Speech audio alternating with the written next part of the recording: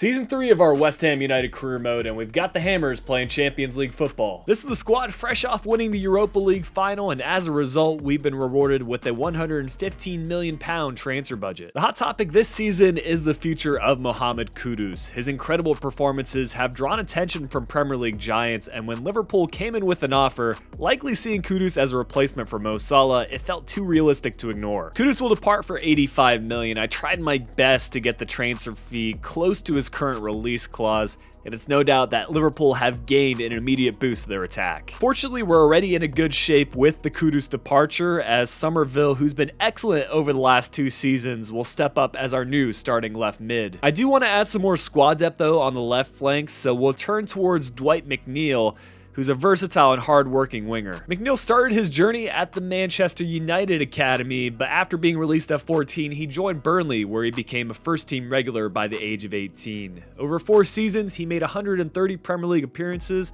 earning a reputation for his pinpoint crosses, dribbling ability, and defensive work rate. In 2022, McNeil moved to Everton, where he stood out despite the club's struggles, contributing crucial goals and assists under Sean Dyche.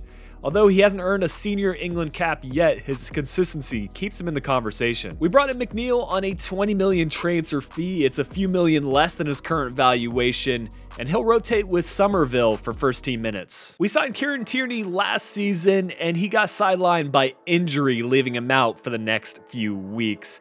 So I think we need to turn towards another left back option. I saw this comment about signing an experienced leader like Jose Gaia. Looks like he has moved away from his longtime club Valencia for PSG. I thought we would still stay in La Liga though, and sign Fran Garcia as our next transfer. Garcia began his career at Real Madrid's youth academy, earning a senior debut in the Copa del Rey in 2018. But he struggled for game time after that, so he joined Rayo Vallecano on loan, helping them secure promotion to La Liga. His contributions there earned him a permanent move to Rayo, where he continued to excel.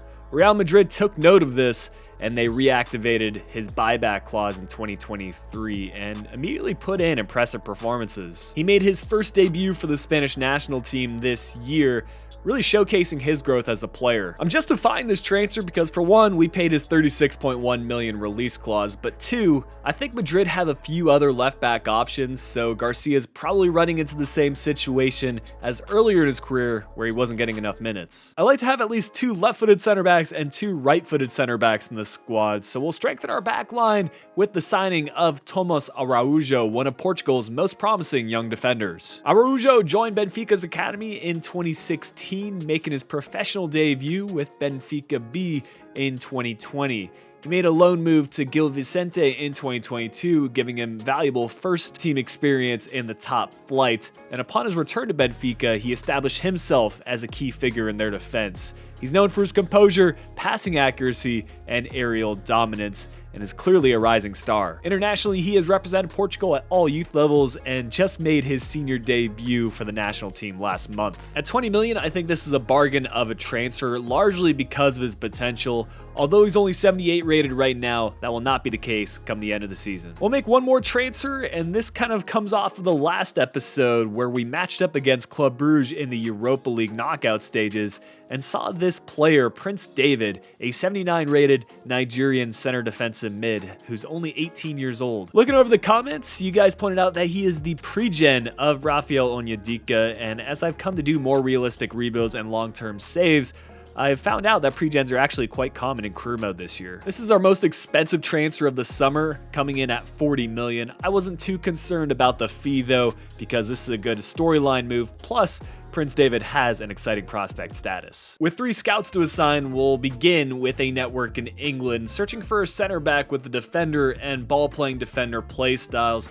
This is inspired by Rio Ferdinand's time at West Ham. I feel like most associate him with his time at Manchester United, but he graduated from West Ham's academy and made his senior debut in 1996, earning the Hammer of the Year award in 1998 and becoming England's youngest defender at just 19 years old. His stand-up performances led to a record move to Leeds in 2000, but his time at West Ham remains a key chapter in his rise to stardom. Our next scout is off to the Ivory Coast, where he'll search for a striker with a poacher and advanced forward play styles. Inspired by Sebastian Aller, he joined West Ham in 2019 from Eintracht Frankfurt for a then club record fee of £45 million. He had flashes of brilliance at the club, including a few spectacular goals, but his time at West Ham was inconsistent, with 14 goals in 54 appearances across all competitions. He left the club in January 2021 for Ajax, where he regained form and became a prolific scorer, most notably in the Champions League. Our final scouting network will be in Mexico, where we'll search for a striker with the poacher play style. Inspired by Javier Hernandez, also known as Chicharito, he's also well known for his Manchester United days, but he joined West Ham in 2017, spending 2 seasons at the club, where he scored 17 goals across 63 appearances, often delivering crucial strikes despite being used both as a starter and substitute. We've got a new competition to kick off the season. It's the UEFA Super Cup against Champions League winners RB Leipzig. After a summer of transfers, both incoming rivals and outgoing departures, here's our starting 11 and substitutes. I think it's a formidable team. The question is whether we'll have the depth to maintain performances across all competitions. Here's our oppositions lineup in the UEFA Super Cup. Leipzig have an in-game generated player with Koren at the left striker position. And taking a look at his attributes, he looks like an exceptional player. Another case where we've got a pre-gen. This time it is the pre-gen of Benjamin Šeško, who originally starts career mode at Leipzig but has since transferred away to Manchester United. We showed last year that we can perform on the highest stage, winning against difficult opponents, but we haven't necessarily played against Champions League caliber teams, and RB Leipzig will be our first look at that. And in these highlights, I'm going to try to showcase more than just goals. I also want to showcase some key chances. That way, when you do see a highlight, you don't necessarily know it will lead to a goal or not. But it's Farias that gets the first effort on target. Good shot stop by the RB Leipzig goalkeeper. And here's that pre-gen player. Koren sends it across. It's going to be Openda that rises like a salmon. And somehow Leipzig keep hold of possession here. A couple of big stops from Areola to keep things level. But we're shortly before the halftime break, and we unnecessarily lose hold of possession. This time, Openda is going to make no mistake about it. He gives Leipzig the opener in the 43rd minute. Would have liked to have at least gotten to the halftime break level, then we could have readjusted some tactics, etc. But we first need to stop this Leipzig attack. Koren and Openda, they are a dynamic duo, and they were creating chance after chance. We were lucky to get away with one there, and you can see I'm struggling to build out from the back. They are just pressing us so heavily, and even when we get it to our midfield, we just cannot find that extra pass. Ultimately, it's going to be a chance stopped from us until Cucurella gets hold of it, and then Areola is finally able to make a save. But I figure we might as well bring on the proved and tested Nicholas Füllkrug. Anytime we need a goal, I feel like we turn towards him. Although he's starting to drop in his rating as he gets older, he still has plenty of goals left in him. But Leipzig here, another chance, and this one ends up in the back of the net, but it will be called back for offside. Almost a few feet off the line. So again, we get away with one. Nervy moment, but we're still in this. And the 65th minute, it's going to be a corner kick sent in, and it actually is going to be an own goal.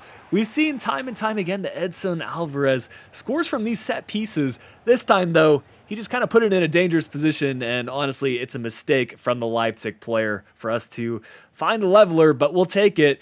You won't get those sort of chances unless you get shots on target, or at least close to being on target. Here in the 77th minute, it's a great pass to find Openda, and an even better save from Areola to keep this one square. So we'll head to extra time, 30 minutes more left to play, and then we'll go into penalties. Leipzig will get the first chance in extra time.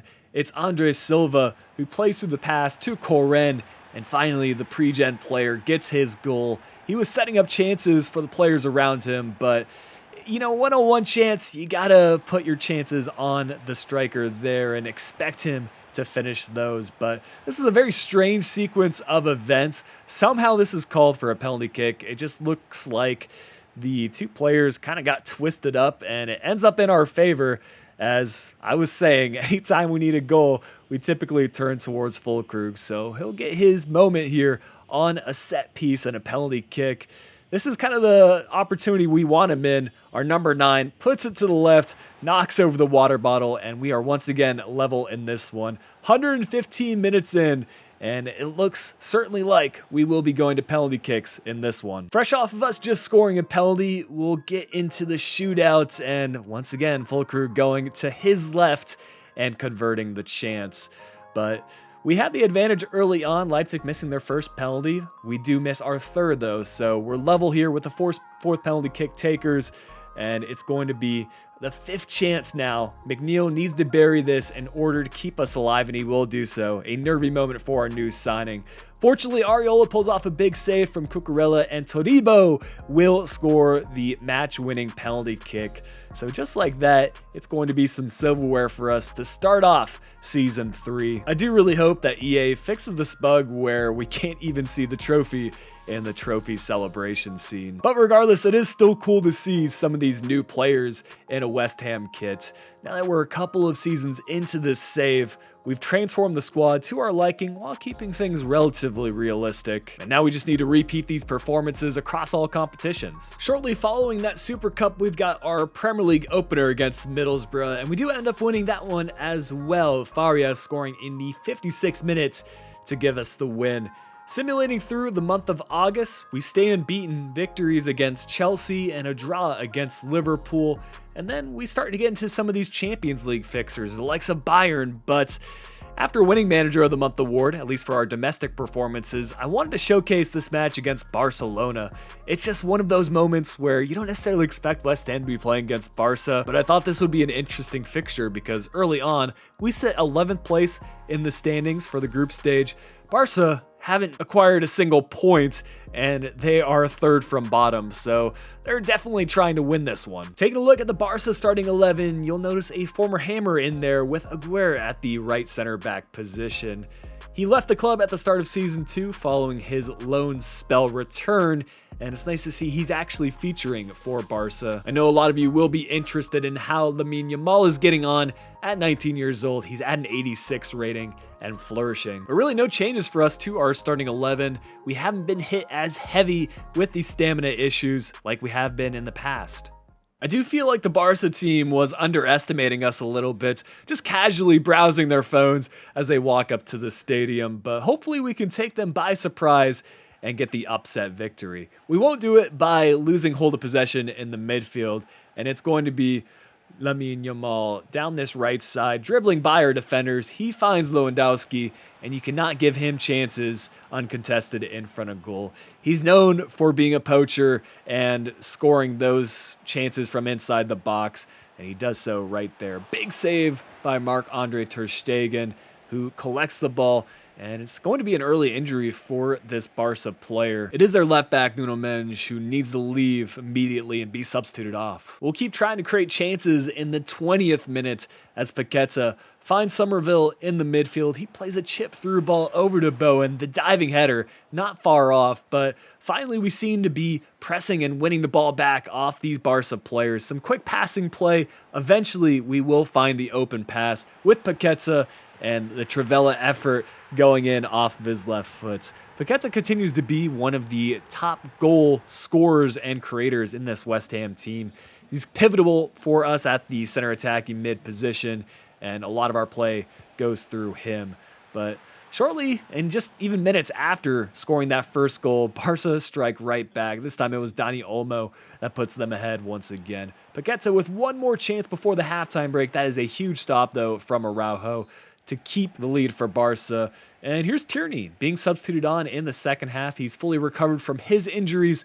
Nice to see him back in action. He's going to get involved right away with a decent through ball, had a little bit too much on it, ultimately collected by ter Stegen, and Barca will hang on to their 2-1 lead, picking up their first 3 points in the Champions League. We're still in a decent position. We just need to find a way to acquire a few more points and get at least to the playoff stage of the competition. We'll simulate a few months, wrapping up October and heading into November, keeping good form in the Premier League, mixed form in the Champions League, but still acquiring a couple of good victories like we did against PSG. It'll bring us to the 1st of January, and we'll check results. Starting in the Premier League, we sit 2nd in the table, 6 points behind behind Manchester United. We have seen an exit from the Carabao Cup in the third round against Crystal Palace, where we lost on penalties. And we've been given a tough draw in the third round, the FA Cup, where we'll play Chelsea. But in the Champions League, as things stand, we sit in a playoff spot, 20th place. Basically, we need to sit at or above the 24th place spot in order to qualify for the playoffs. Stamina seems to be taking its toll on the squad, but we are seeing some consistent growth across the board. We'll finish up January and take a look at the Champions League standings. A lot of teams you would expect in the top 8, and even the top 16. You got Barca in there at 14th. We finally do manage to sneak in at the 19th place spot, which will pit us against Athletic Club Bilbao in the playoffs. Honestly, I'll take that matchup. There are much more difficult opponents we could have had. Here's a look at our form leading to that playoff fixture. We've got about a 2-week break in between matches, so finally our squad won't run into fitness issues against Bilbao. Unfortunately, career mode doesn't necessarily follow their Basque-only policy. They've kind of signed players from all around the world, but no Nico Williams as he's transferred away to Milan, where he's now sitting at an 89 rating. They do still have Sunset, though, who's at an 87 overall at center attacking mid. Our home leg fixture ends in a 2-1 victory. 2 unanswered goals coming from Somerville and Fulkrug, and in the away leg, we do manage to squeeze by with a draw and a 3-2 win on aggregate. Before we get into the round of 16, we've got a crucial Premier League fixture against Manchester United. This match may determine who wins the Prem, because if we can win this one, it'll put us 5 points off of United. If they win, they would be well clear at the top. We've highlighted a couple of their players already, but one surprise move for them is Balde making the transfer from Barca at the left back position. I feel like there were some transfer links between him and Liverpool, but certainly not at Manchester United. Regardless though, we're ready for this one, even if we have to rotate our second team in because our first team is absolutely depleted for their stamina. It's a big moment at the London Stadium. We've seen these bubbles so many times, but perhaps not on a bigger occasion. We'll need Areola to step up and try to hold on to a clean sheet. It is Šeško that pulls off some skill moves, dribbling by our players and putting a good chance on target for Areola. He gets a strong hand to it, and he'll keep things at 0-0. Here's McNeil down the left side, arguably our best second string player, and he almost puts that to the far side of the net. And even here, Luis Guilherme, who was a surprise player for me, he was silky smooth on the ball, and I wish I had featured him a little bit more. You might remember last season we sent him out on loan, and he saw a big jump up to his rating, and now I think he is certainly a viable option coming off the bench. Here again, he managed to keep hold of possession, trying to get this effort past Onana, but it is a defensive battle in this one, as we're in the 43rd minute. Tierney with the perfect cross, and I will take that 9 times out of 10 for Fulkrug. This is his play style, but he just can't put it into the back of the net. 61st minute, we're all over Manchester United. Tierney sends in the cross. Fulkrug brings it down, but Onana with the save. This match will end level. We did exactly what we wanted, holding United to no goals, but we just couldn't manage to get one past them. Finishing up February and heading into March, we've got that Champions League fixture. It is going to be Inter in the round of 16. And it's a 1-1 draw in the opening leg. Unfortunately, we will fall in the second leg. We brought it to extra time, but it's Lautaro Martinez that gets the match-winning goal and sees our exit from the Champions League. We'll finish up March and head into April, where we finally catch some winning form.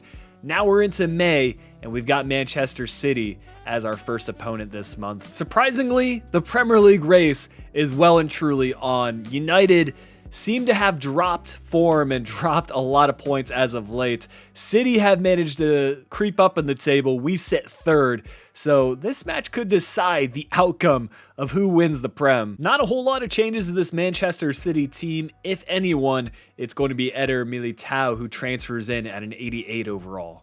Obviously, Manchester City have been struggling as of late in real life. You could say the same about West Ham, and who knows what the future will be for Julen Lopetegui. Even by the time this video comes out, he might have lost his job. It seems like this weekend's match will determine the fate of his future. But some opening chances for both teams. We're going to see Fran Garcia get involved right away down this left side. really enjoyed trying him as a player, and even his cross going off of the post and out of play. 75th minute chance, and it's Paqueta that gets taken out from Haaland. I've got to respect the determination for him to win back possession. It was a yellow card offense at the end of the day, though. And here in the 80th minute, it's going to be Wan-Bissaka, who has been tried and steady at the right back position. He will go with a similar strategy, finding the pass in the middle. McNeil's effort is blocked, and we just couldn't see him to break open this Manchester City defense. It's how things go. You play well all match, and then you get to the final couple of minutes and you concede a goal. Haaland will get the match winner, and it gets them into contention of maybe winning a Premier League title, depending on how Manchester United see out the rest of their season. Unfortunately, it probably brings an end to our Premier League title hopes, and we just need to see out a top 4 finish and qualify for the Champions League. Our morale definitely took a hit in May, coming off of an April where we won all our matches. It was enough, though, for us to finish 3rd in the standings. United finally found some form in that first place spot. Manchester City finishing 2nd. Arsenal will round out the top 4 positions.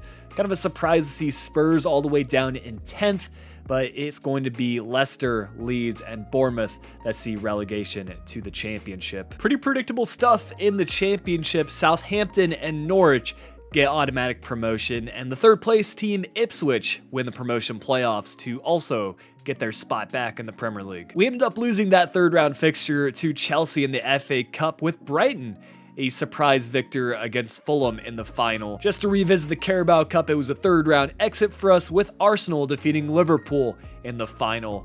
We started the season with a victory, though, against Leipzig, our only silverware this year. Following our round of 16 exit in the Champions League, it's Leverkusen who win an all-German final against Bayern. Bundesliga teams continuing their good form, with Wolfsburg defeating Napoli in the Europa League, and it's Fiorentina that get the win against Antwerp in the Conference League final. Faria stepped up this season as our starting striker, the Carlos Tevez regen, scoring 27 goals across all competitions. Evan Ferguson, the Premier League top goal scorer, though, since making his transfer to Aston Villa. Faria slotting in there at the 3rd place spot, and the only player for us to feature in the top 10. No surprise, as Paqueta had the most assists, 15 across 49 appearances, and he had the most in the Premier League, so nice to see that he was the most creative player this season, despite only 34 appearances.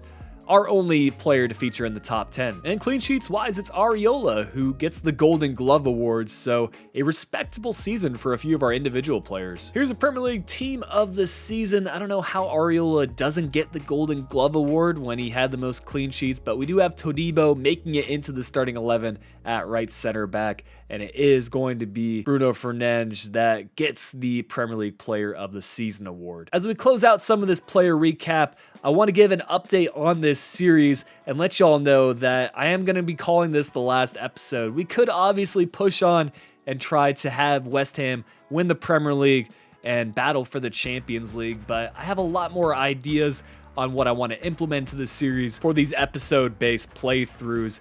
Also, keep in mind that we began this career mode right when FC25 launched, so there were a couple of bugs that are still coming into play, like the stamina issues, and I've got a better idea of how career mode works, so I think I can give you all a better experience if we start fresh with a new squad update and a new series. I'll have more on who that team will be, but I want to thank y'all for your support over these last few months. It's been fun doing this West Ham save, and I can't wait to unveil what I've got in mind for my next career mode.